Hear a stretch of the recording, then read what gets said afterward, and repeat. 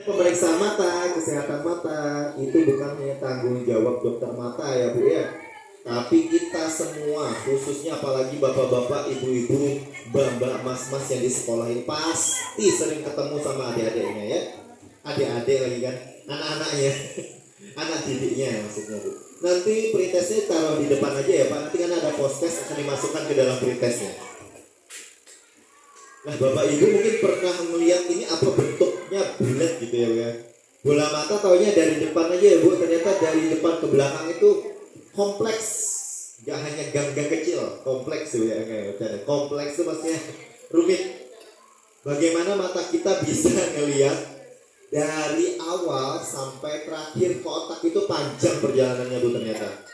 Kalau korneanya hancur atau rusak atau bolong, ya otomatis gak nyampe ya Bu ya cahaya ataupun benda-benda yang ada di depannya untuk dilihat.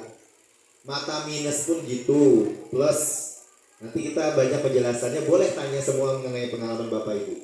Jadi semua itu satu kesatuan, harus normal semuanya kalau mau normal penglihatannya. Nah ini mungkin udah diajarkan waktu dulu ya Bu ya. Mata sederhana ya. Kenapa kita bisa minus, kita bisa normal, kita bisa plus. Tapi di bawah ini ada tambahan lagi, faktor usia. Itu bukan penyakit ya Bu ya. Itu kayak dari Tuhan rezekinya dikurangi dikit ya. Karena kamu sudah melebihi 40 tahun. Nah gitu. Lebih 40 tahun dikurangi sedikit rezekinya dengan kukasih kamu sulit melihat dekat. Supaya perbanyak pakai kacamata baca untuk membaca Quran dan handphone juga, Quran dan koran. Ketika cahaya itu jatuhnya di belakang, normalnya kan di depan retina ya Bu ya, idealnya ya. Ini normal Ibu. Apalagi mau pakai kacamata atau enggak ya. Kalau dia pakai kacamata minus, pasti jatuhnya di depan, plus di belakang. Kacamata itu fungsinya membantu, bukan mengobati mata minus dan plus ya. Jadi tidak ada yang mengatakan kalau kita pakai kacamata plus atau minus mataku jadi normal lagi, itu enggak. Tapi jadi dibantu, enggak lebih berat ya. Nah tajam penglihatan bahasa bahasa medisnya fisik Bu. Jadi ini ribet penjelasannya sebenarnya Bu. Saya mensimpelkannya. Bapak Ibu bisa ngelihat tag di depan itu namanya tajam penglihatan Bapak Ibu. Kalau Ibu nggak pakai kacamata berarti tajam penglihatan Ibu bagus. Kalau Ibu pakai kacamata supaya bisa melihat segelas teh itu berarti tajam penglihatannya terganggu dan dikoreksi atau dibantu gitu ya. Nah karena ini anak-anak sekolah, saya inginnya anak-anak sekolah yang di screening, makanya Bu ya. Bapak ibunya sebenarnya boleh juga sih screening, tapi kita fokus ke anak sekolah. Karena anak sekolah panjang masih ya Bapak Ibu ya. Kita juga panjang, bismillah sampai 80 tahun ke atas. Amin, amin. Walaupun sudah pensiun ya Pak Yanto ya.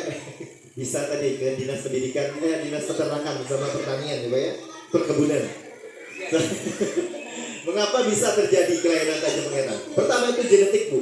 Nah tadi Bu Astuti nanya, waktu anakku minus juga ya dua-duanya. Nah turunan nggak Dok? Betul. Penelitiannya orang tua yang minus, khususnya bapak dan ibu, ataupun ibu saja atau bapak saja, itu menurunkan 20-30% genetik ke anak menjadi minus dan plus juga. Jadi ketika Bu Astuti nanya saya minus, anak saya minus juga, ya bisa, karena ada 30% itu tadi Bu. Gen Bu ya. Lalu cahaya redup, gadget dan TV. Ini kan anak-anak kekinian gini ya Bu ya. Baca kalau ruangan remang-remang itu mereka happy gitu ya. Padahal tuh mata makin berat. Satu. Habis itu harus selesai baca di remang-remang, nonton TV lagi habis itu ya. Dalam gelap makin berat lagi di mata. Habis itu mau tidurnya main HP. Nah, ketiduran. Gitu terus setiap hari. Insya Allah kalau dengan takdir Allah dia bisa mengalami gangguan tajam penglihatan. Nah, lalu yang jadi pertanyaan, kok orang-orang zaman dulu kalau belajarnya pakai lampu lilin, lampu api itu kok semprong ya Bu ya? Kok gak minus matanya ya? Ternyata orang sekarang menggunakan dulu, kita teliti sekarang Bu, baru ada keluar penelitiannya lagi. Ternyata orang zaman dulu ada pengaruhnya dengan sinar matahari. Ternyata sinar matahari mampu mengurangi mata minus Bu. Penelitian terbaru. Jadi makanya orang-orang yang nggak punten di desa itu pasti matanya lebih bagus daripada di kota. Karena di kota selesai sekolah tuh pasti ke kamar bu. Kalau nggak main PS, main HP. Tahu-tahu ya, atau game online warnet ya bu ya.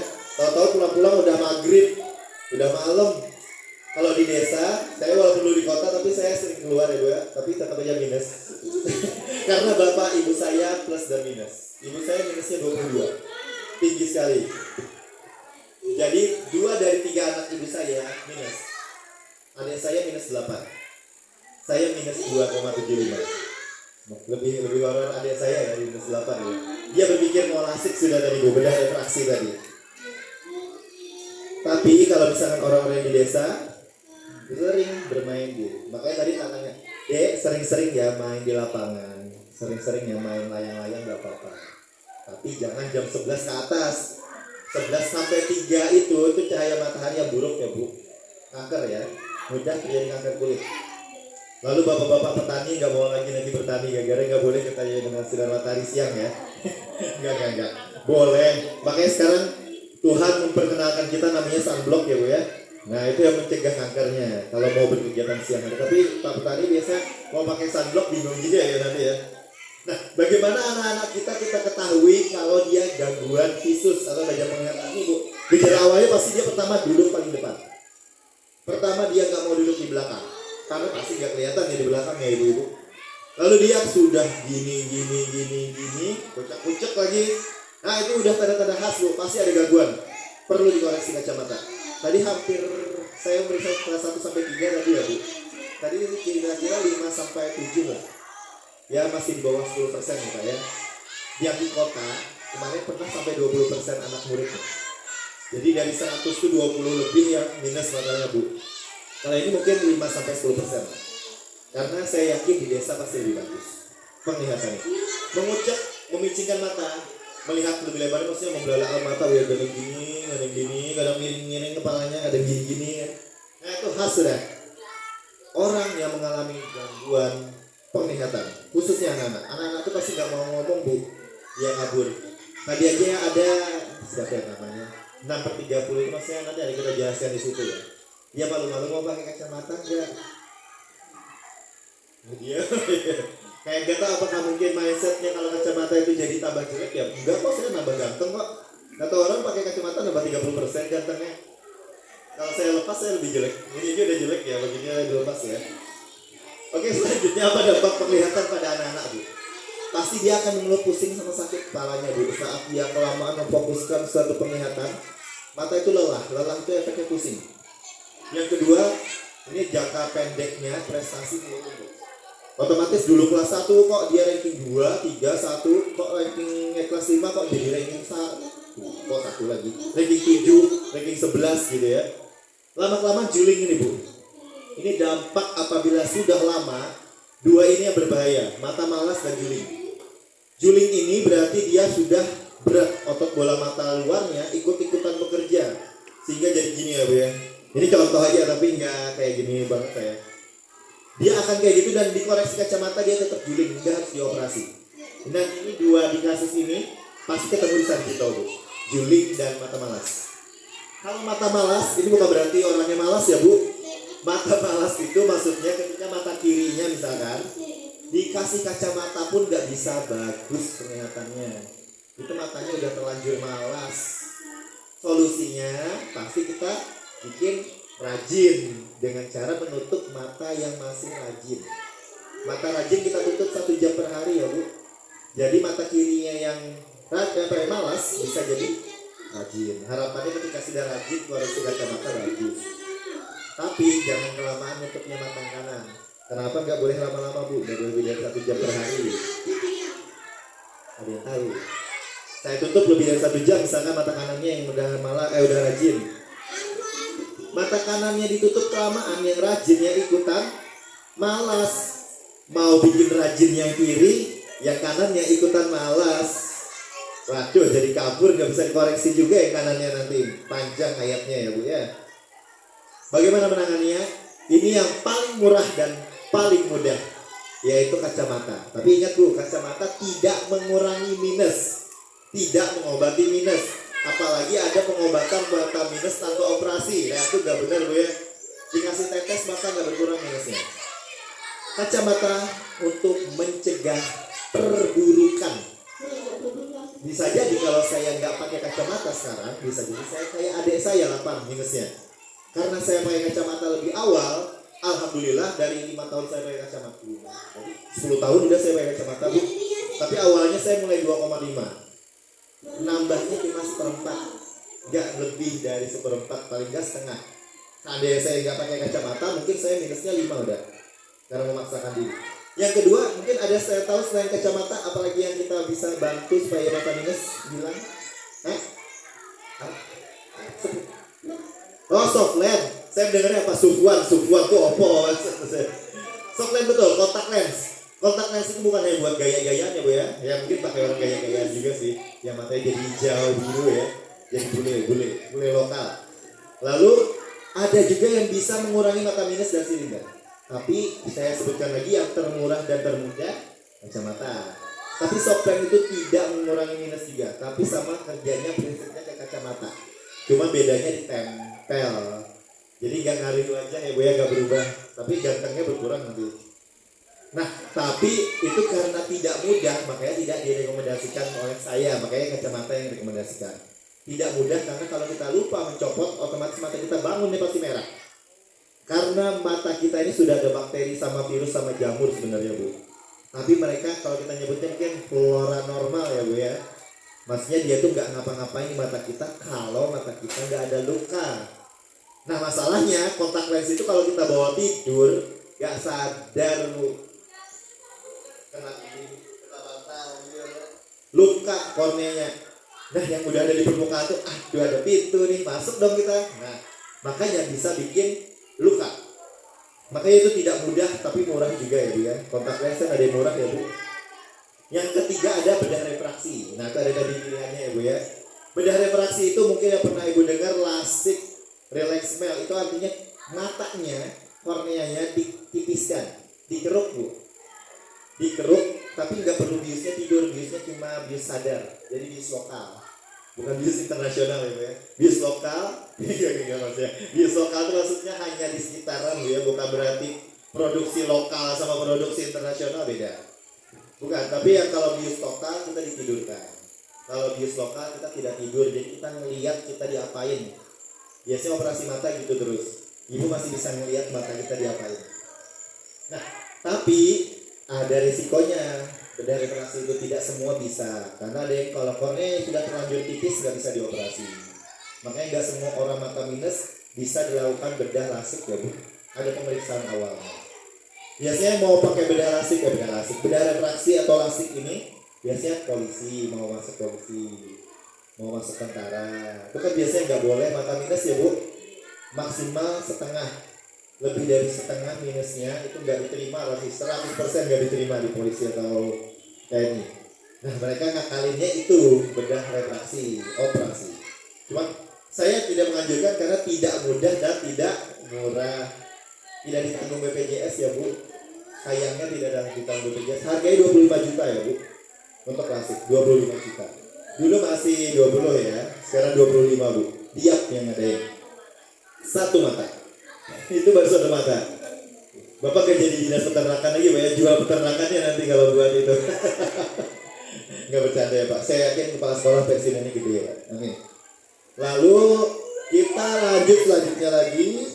Perlukah screening tajam penglihatan pada anak sekolah? Ya pasti perlu ya Bu ya.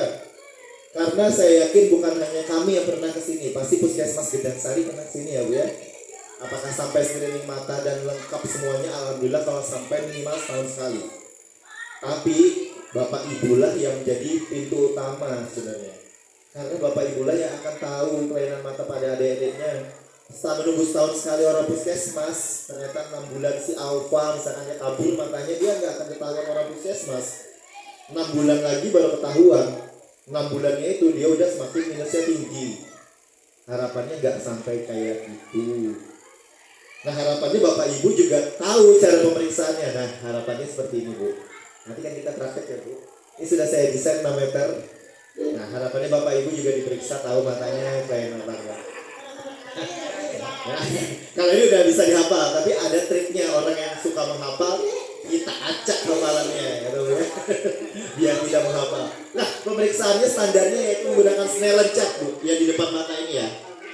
Snellen chart ini menggunakan huruf, kita periksa harus satu mata satu mata. Kenapa harus satu mata, Bu? Nggak boleh dua langsung. Kalau Ibu lihat jelas ya, Bu ya. Coba kalau ditutup satu mata ya, belum tentu jelas. Karena pernah kita melakukan pemeriksaan, mata kanannya normal, mata kirinya -5, Bu. Jadi dia dibantu mata kanannya, mata kirinya tertutupi, dia ketahuan lagi sakit. Bagus, bisa baca sampai bawah. Tapi setelah ditutup mata kanannya, dok itu aja saya bisa melihatnya, dok. Oh alah, kata kami. Nah, selanjutnya, bagaimana kalau simbah-mbah? Simbah kan kadang ada yang nggak bisa baca ya, Bu ya. Nggak bisa nulis, nggak bisa baca. Lalu adik-adik yang masih kelas 1 atau TK, mereka kan nggak bisa, ada yang nggak bisa baca huruf, ada yang sudah bisa. Nah yang nggak bisa itu kita pakai ini, Bu, namanya tumbling. Tumbling ecat itu nanti adiknya kita tunjuk, dek ini hurufnya X, hurufnya ya. Ini kan ada huruf ini kita lihat kakinya kemana, ke sini, ke atas atau ke bawah. Nanti kita tunjuk nanti, gini dia akan ngarahin, ini ya, diarahkan. Jadi mereka tidak mesti harus bisa baca huruf. Nah, kalau kita periksa dari atas ke bawah ya, Bu, dan semua huruf harus bisa terbaca. Enggak, loncat-loncat ya. Harusnya gini, E, F, P, T, O, Z ya, L, P, E, D, P, E, C, F, D. Saya hafal semua, Bu. Walaupun saya minusnya 3, saya akan hafal sampai bawah normal ya saya. Tapi sebenarnya saya kelainan. Tapi ada triknya buat orang yang suka menghafal, acak, Bu. Nih boleh. Kita loncat-loncat hurufnya sesuai urutan, tapi harus tetap satu baris. Ketika dia bisa baca FP-nya nggak bisa, berarti matanya cuma bisa melihat sampai Ini ada nilainya, Bu. Nah, Bapak-bapak Ibu tahu ini? Di sebelah huruf E, FP, ELT itu ada tulisan 6/60, 6/30, 6/21, 6/18, 6/15. Gini ya, Bu, kelihatan, Bu. Ya kan ada 6/60, 6/15, 6/12. Apa maknanya, ada yang tahu nggak, Bu? Ada yang tahu kenapa ini tulisan yang 6/60, 6/30? Makanya ini harapannya jadi tahu ya. Setelah hari ini mudah-mudahan Bapak-bapak Ibu-ibu akan ingat terus. Kenapa harus 6 itu adalah 6 meter, betul? 6 meter itu berarti makanya setiap pemeriksaan ini jaraknya harus selalu 6 meter ya, Bu. Kalau orang itu cuma bisa melihat huruf E, FP-nya salah, berarti orang yang diperiksa itu cuma bisa melihat 6 meter. Orang normal bisa melihat huruf E ini di jarak 60 meter, Bu. Jadi kalau misalkan 6/30, orang yang diperiksa cuma bisa melihat 6 meter, orang normal bisa melihat FP ini di jarak 30 meter. Gitu makna penilaiannya, Bu. Idealnya berarti berapa, Bu? 6/6. Orang yang diperiksa bisa melihat huruf ini di 6 meter, orang normal pun juga bisa melihat di 6 meter. Nah, Ibu bisa melihat di atas garis merah, ini berarti Ibu Bapak normal, tapi nanti kita periksa. Kalau di sini ya kelihatan ya, Pak ya. Nanti untuk anak sekolah dari Kementerian Kesehatan masih memperbolehkan 6/9 dikatakan normal. 6/9 itu yang OPTICS yang di bawah garis hijau. Selama bisa membaca semua huruf di bawah garis hijau, kita katakan normal. Ketika sudah di bawah garis hijau itu nggak bisa, yang ini udah nggak bisa kebaca di atas garis hijau, berarti ada kelainan ya matanya ya. Yang harus segera dikoreksi. Mentok-mentok kalau di bawah garis hijau itu nggak bisa baca, minusnya paling cuma setengah atau seperempat, Bu. Makanya Kementerian Kesehatan masih menormalkan di bawah garis hijau atau 6/9. Tapi idealnya tetap harus 6/6. Mau normal ya pasti harus yang sama ya, Bu ya. Nah, anak umur 3 tahun pun bisa, Bu, diperiksa minusnya. Ini namanya Lea simbol. Jadi ada papan ya, Bu. Papan gambar rumah, lingkaran, apa ya? Apel apa hati ya? Apel aja ya. Apel sama kotak. Nanti dia ditaruh di pahanya dia. Nanti kita nunjuk. Ini gambarnya apa? Nanti dia nunjuk di papannya ya, Bu. Kalau dia benar berarti benar semua. Kalau salah dia berarti gagal di baris yang tersebut. Nah ibu, bagaimana dikatakan kalau misalkan dia masih bisa membaca? Misalkan huruf E masih bisa baca ya bu, FP juga bisa, ILT. Ketika sudah di ILT ada lebih dari satu yang salah berarti itu gagal bu. Kalau E wajib benar ya bu ya, karena cuma satu hurufnya ya. FP juga wajib benar semua karena dua doang hurufnya. ILT ada 3, ya kan? ILT udah 3, ke bawahnya udah 5-6 huruf ya bu ya per barisnya. Kalau misalkan ILT bisa salah satu saja masih dimaafkan kayak bersalah aja ya bu ya. Kalau yang di bawah lebih dari 2 baru gagal. Ketika LPED dia nyebutnya CFED, kan 2 salah ya bu ya, udah gagal ya bu. Apalagi yang di PCFD PELST, sudah 3 salahnya berarti gagal. Oke, karena nanti ibu bapak akan praktek, harapannya tahu. Ini tadi penjelasannya itu, ini sebenarnya penjelasannya aja ya bu ya. Karena saya sudah melewati slide ini. Ini juga tidak usah, nggak apa-apa. Nah, kelainan mata lainnya pada anak.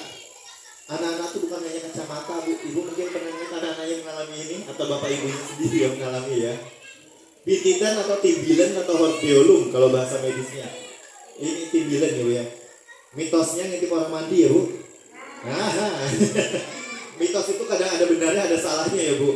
Benarnya kenapa? Karena dia ngintip orang mandi itu pasti biasanya ventilasi ya bu ya.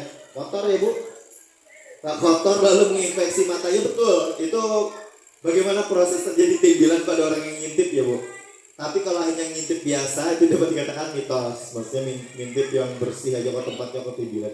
Karena timbilan itu murni infeksi bakteri, virus, dan jamur atau alergi. Tapi ada juga, dok, katanya bulu mata yang nusuk ke dalam. Betul, bulu mata yang nusuk ke dalam itu adalah faktor resiko, bukan penyebab. Penyebab walaupun bulu mata kita ketusuk 10 biji di dalam, kalau nggak ada bakterinya aman bu. Nah itulah penyebab utamanya. Mata merah nih atau apa ya, belean ya kalau bahasa Jawanya. Belean itu nggak semuanya perlu obat tetes ya bu. Kalau kayak virus sama alergi, itu cukup hindari alergi sama bersihkan matanya pakai air hangat aja. Kalau yang belean karena bakteri itu yang baru pakai obat tetes, dan itu tidak sembarangan beli ya bu ya, katanya harus dokter ya kalau tetes mata antibiotik. Nah itu tanda khasnya kalau kita bangun tidur nggak bisa buka matanya bu, kental sekali, lengket, nggak bisa. Nah itulah yang perlu obat tetes antibiotik ya bu ya. Anak-anak pernah juga ada yang katarak, pernah bapak ibu pernah dengar ada virus kucing? Torch pada ibu hamil. Tokso, betul. Makanya ibu hamil tidak boleh kontak kucing. Karena efeknya ke anak kecil ini bu ketika lahir. Katarak. Katarak itu bukan hanya kita yang tua-tua yang 40 ya bu ya. Kita tuh pasti akan katarak pada waktunya. Cuma bedanya lebih cepat apa tidak munculnya. Saya bisa jadi seumuran Pak Sumianto. Pak Sumianto apa ya? Pak Yanto ya. Saya takut salah ngomong ya. Pak Yanto, bisa jadi saya bisa ada katarak karena faktor resikonya ada pada saya. Saya minus tinggi. Minus tinggi, glaukoma, kencing manis, darah tinggi, kolesterol itu faktor resiko mempercepat munculnya katarak. Yang paling sering itu adalah kencing manis. Ada yang kencing manis bapak-bapak ibu-ibu? Enggak ada ya. Jangan sampai diabetes ya bu ya. Kalau bisa dicek berkala gula di bawah 200 karena faktor resiko dari kencing manis tersebut. Kencing manis itu sebenarnya nggak bikin sakit bu. Dia hanya pintu masuk semua penyakit. Pintu masuk. Jadi gula ibu tinggi sebenarnya nggak bikin apa-apa sebenarnya, tapi pintu masuk. Pintu masuk bisa masalah ke jantung, ke ginjal, ke mata, ke retinanya, ke saraf. Saraf biasanya nyeri. Kalau tempat saya itu ada kencing manis basah, ada kencing manis kering. Gak tuh sama gak isinya dia? Basah itu yang sampai benyek, kalau yang kering enggak. Tapi sebenarnya sama, itu kencing manis semuanya bu. Cuman bentukannya basah apa enggak ya bu ya. Anak-anak pun bisa kena glaukoma. Kita kemarin ketemu di SD sebelah, di SD Hargomulyo 2. Ada satu anak glaukoma turunan karena bapak ibunya glaukoma. Glaukoma itu diturunkan, ciri khasnya kita tiba-tiba tidak sengaja menendang kursi meja terus kakinya. Karena glaukoma itu melihatnya gini bu, Saya cuma bisa ngeliat Pak Sumianto, tapi saya nggak bisa ngeliat Ibu Astuti. Idealnya kalau saya bisa ngeliat, harusnya bisa ngeliat semua ya Bu ya. Nah, glaukoma itu cuma ngeliat ngintip kayak di terowongan Bu. Makanya dia sering sekali ketendang meja, ketendang kursi. Harusnya enggak, tapi saya sesekali sih ketendang juga. Tapi enggak yang sering banget, banyak kan glaukoma ya. Nah, katarak itu sendiri yang tadi saya kembali dulu, kucing ya Bu. Kucing itu sebenarnya nggak salah Bu. Yang salah itu adalah kucingnya BO-nya di tanah. Itu yang salah. Kalau kucingnya ibu pelihara divaksin di kandang, itu aman. Karena tops itu hidupnya di tanah. Makanya kucing itu BO kan gini ya Bu ya, habisnya. Nah, setelah BO masuk ke kamar kita, lagi hamil misalkan, cium-cium ya. Nah, iya ada masalah itu udah.